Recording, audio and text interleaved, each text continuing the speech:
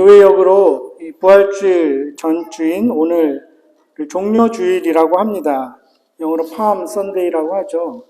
그 종려나무 팜트리에서 그 명칭이 나왔습니다. 중동 지역에 많이 있는 나무죠. 잎이 크고 길게 뻗은 그 팜트리를 예수님께서 예루살렘에 입성하실 때 사람들이 옷을 깔고 흔들면서 환영했었죠. 호산나 다윗의 자손이여 지금 구원하소서, 가족 높은 곳에서 호산나 이렇게 외치던 그 장면을 우리가 떠올려 볼 수 있습니다. 거기에서 유래한 명칭입니다. 근데 이날로부터 며칠이 지나면 예수님은 그분의 생애에 가장 어두운 시간, 그 칠흑 같은 시간 속으로 들어가게 됩니다. 어떤 면에서는 인류 역사상 가장 어두운 시간이었다고도 할 수 있습니다. 마치 하나님으로부터 버림받은 것 같은 그러한 느낌, 정말 하나님이 안 계신 것 같은 그렇게 느껴지는 시간 속으로 들어가시죠. 겟세마네 동산에서 얼마나 고통스럽게 기도를 하셨으면 땀방울이 핏방울로 변할 정도로 기도를 하십니다. 오늘 시편 기자도 그 비슷한 시간 속에 있습니다. 책을 가지고 계신 분들은 확인할 수 있는데 보면 이 시의 제목이 붙어 있죠. 고라 자손의 찬송시, 곧 에스라인. 에스라인은 히브리어 성경의 에스라엘인데 헬라 성경에 보면 이스라엘인입니다. 유대인이라는 말이죠. 헤만의 마스길, 헤만이라는 사람이 지었습니다. 헤만은 우리가 역대상, 열왕기상 4장, 6장, 14장 이렇게 보면 짤막하게 그에 대한 설명이 나와 있습니다. 또 음악가이기도 했고 또 현자였습니다. 지식인이었죠. 또 선지자이기도 했습니다. 참 탁월한 인물이었습니다. 그가 지은 시인데 또 마스길 이렇게 되어 있습니다. 마스길이 이제 3자 풋노트 해서 또 밑에 내려가 보면 교훈이라는 뜻이구나 이렇게 되어 있죠. 그리고 참 발음하기도 어려운 단어 하나가 나오죠. 마할라를 안노에 맞춘 노래다. 그리고 이것도 이제 설명이 조금 밑에 내려가면 있습니다. 병의 노래 이렇게 되어 있고 좀 더 정확하게 하기 위해서 이거를 찾아보면 주석을 찾아보면 모윈켈이라는 학자는 병 때문에 자신을 겸손하게 하여 이렇게 해석합니다. 이런 거는 인터넷이나 유튜브 찾아도 잘 안 나오는 것이죠. 굳이 주석을 찾아보면 이렇게 나와 있습니다. 이런 것들을 볼 때 이 지금 헤만이라는 사람이 어떤 질병에 걸려 있는데 아주 극심한 그 고통을 당하고 있는 상황입니다. 아마 죽음과도 같은 그런 아픈 상황인 것 같아요. 여기 계신 분들 중에 몸이 정말 많이 아파 보신 분들 있으실 겁니다. 너무 아플 때는 사람이 이러다가 죽는구나 이렇게 여겨질 때가 있죠. 다윗 같은 경우도 고백하기를 죽음과 나 사이의 거리가 한 걸음이다 이런 표현을 씁니다. 정말 몸이 아플 때는 죽음이 이제 가까이 왔구나 이렇게 느껴집니다. 회복이 불가능할 정도의 그런 상황이죠. 그래서 이 시인 헤만이 10절에서 12절 읽지는 않았지만 하나님께 이렇게 반문합니다. 죽은 자에게 기이한 일을 보이시겠나이까? 유령들이 일어나 주를 찬송하리이까? 주의 인자하심을 무덤에서 주의 성실하심을 멸망 중에 선포할 수 있으리이까? 흑암 중에서 주의 기적과 이즘의 땅에서 주의 공의를 알 수 있으리이까? 시편 30편 9절에도 비슷한 표현이 나옵니다. 내가 무덤에 내려갈 때에 나의 피가 무슨 유익이 있으리요? 진토가 어떻게 주를 찬송하며 주의 진리를 선포하리이까? 죽으면 찬양할 수 없으니까, 죽은 자는 하나님의 공의와 성실하심을 말할 수 없으니까 지금 살려달라는 것이죠. 내가 살아서 하나님을 찬송하게 해 주십시오. 이런 지금 애절한 기도를 드리고 있습니다. 그런데 시편 150편으로 되어 있죠. 이 중에 이런 탄식하는 시, 제가 알기로 한 36개 됩니다. 근데 모든 시는, 그 36개 중에 모든 탄식 시에는 그래도 찬양이 들어가 있습니다. 소망이 있습니다. 내가 주를 그래도 배웁니다. 주를 찬양합니다. 주님이 함께 하십니다. 내가 기다립니다. 이런 표현들이 다 있어요. 근데 이 시편 88편은 그렇지 않습니다. 심지어 시편 22편, 그 유명한 시죠. 예수님께서 십자가에서 외쳤던 그 구절이기도 합니다. 그 시편 22편 1절이 이렇게 시작됩니다.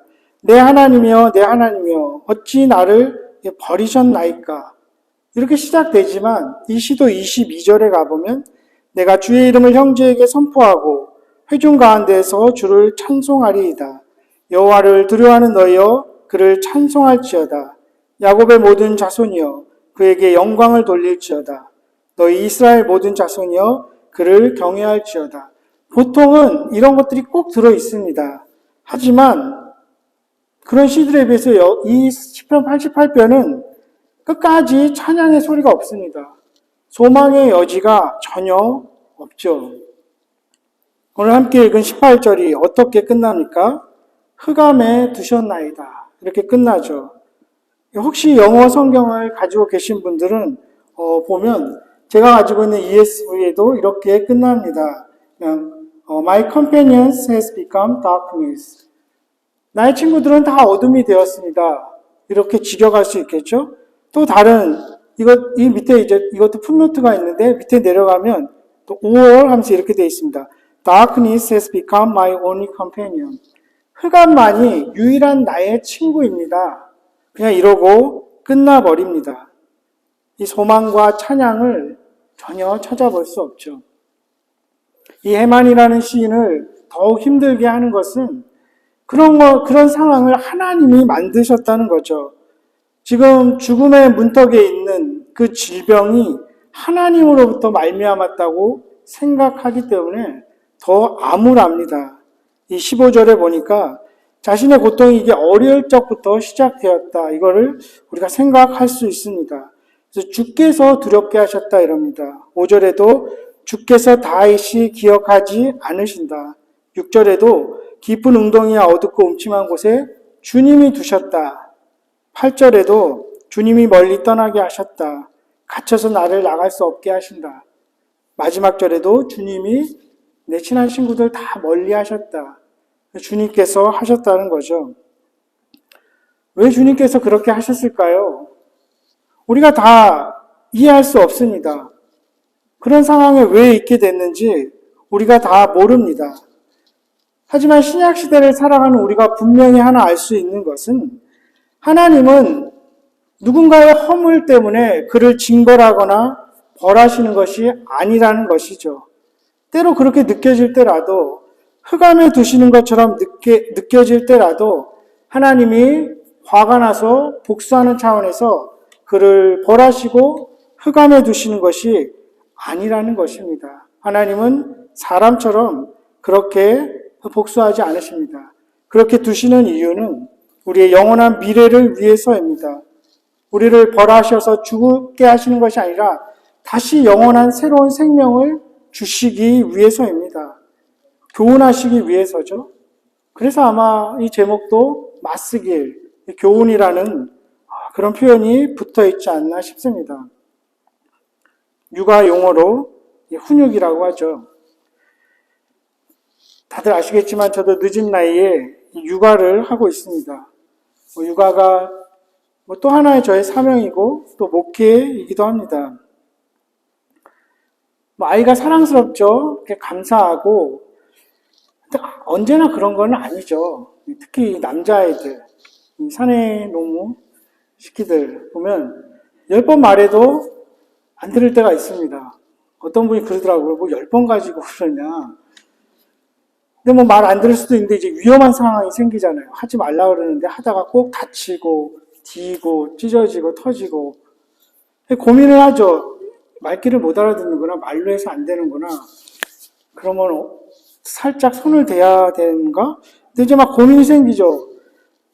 그때도 이렇게 차에서 이렇게 한번 하도 그래서 이렇게 살짝 엉덩이 때렸는데 순간 이제 돌아보게 되죠. 누가 보진 않나. 그래도 신고하면 안 되나. 신고할까봐.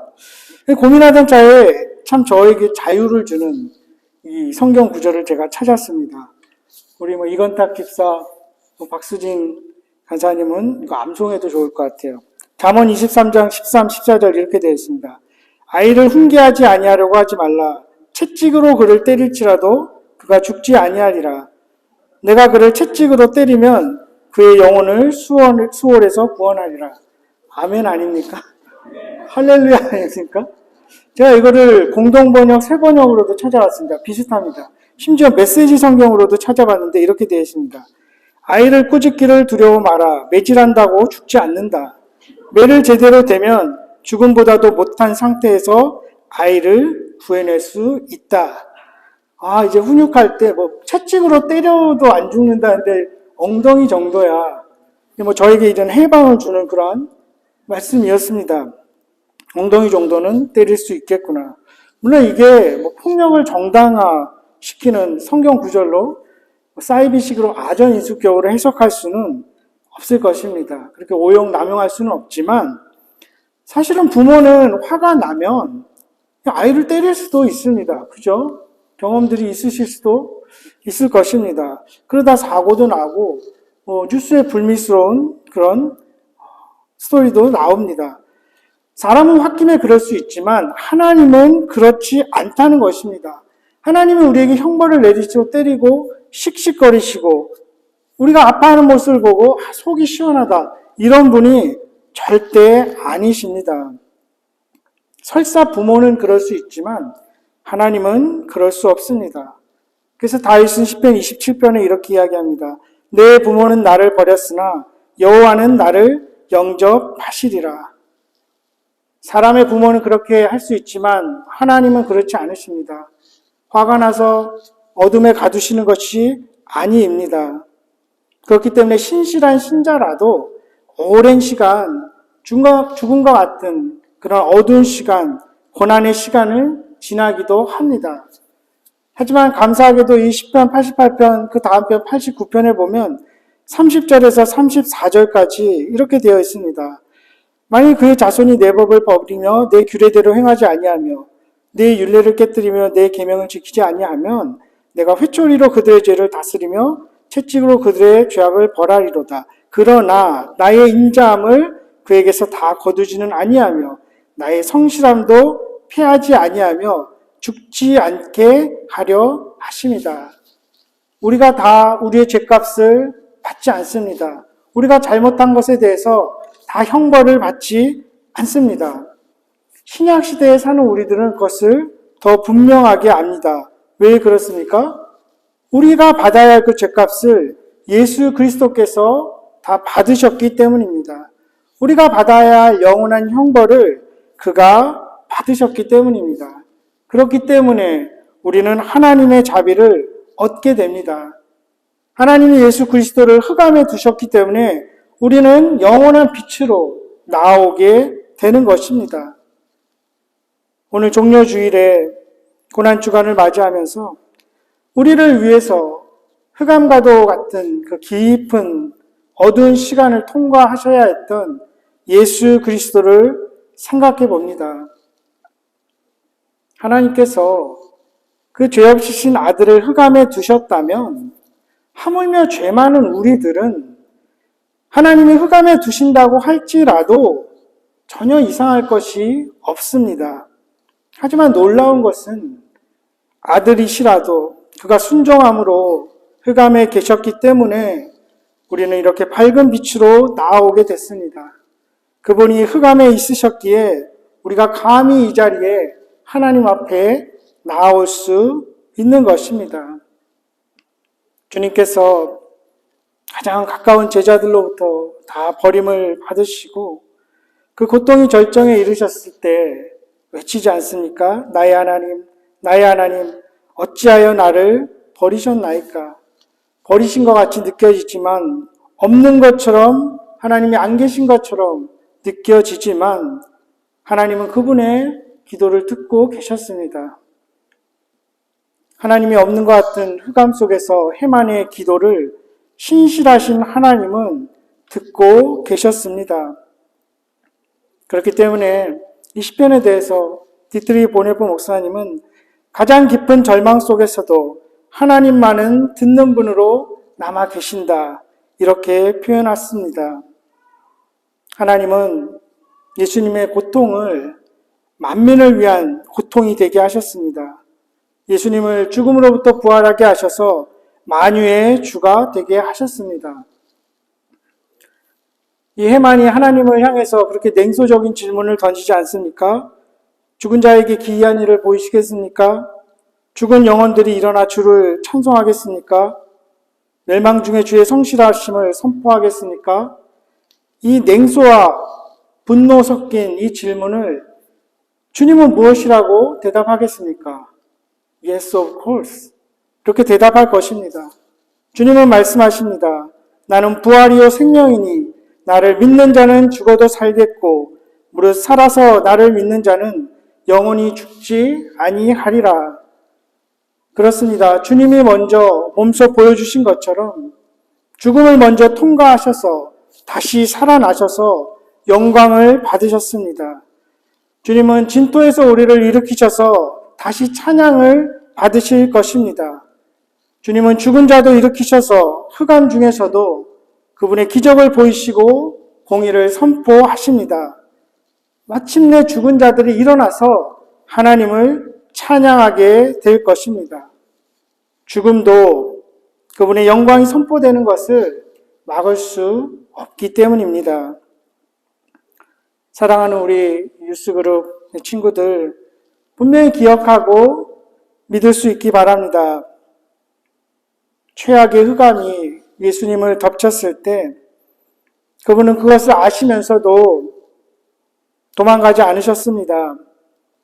여러분들을 버리지 않으셨고 여러분들을 위해서 죽으셨습니다.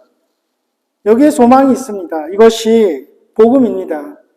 참으로 예수님이 버림받으셨기 때문에 여러분이 버림받지 않습니다. 여러분들이 그것을 얻을 만한 어떤 행위를 해서가 아니라, 가치가 자격이 있어서가 아니라 예수께서 버림받고 고통받으셨기 때문에 하나님은 여러분들을 사랑하십니다. 예수 그리스도께서 그 죗값을 치르셨습니다. 비탄함 가운데 해만이 이렇게 기도할 때 하나님은 그와 함께 계셨습니다. 흑암 속에 홀로 내버려 두지 않으셨습니다. 그렇기 때문에 이 해만의 노래는 적어도 2300년, 400년이 지난 지금도 우리에게 읽혀지고 있습니다. 이 시가 없어지겠습니까? 영원할 것입니다.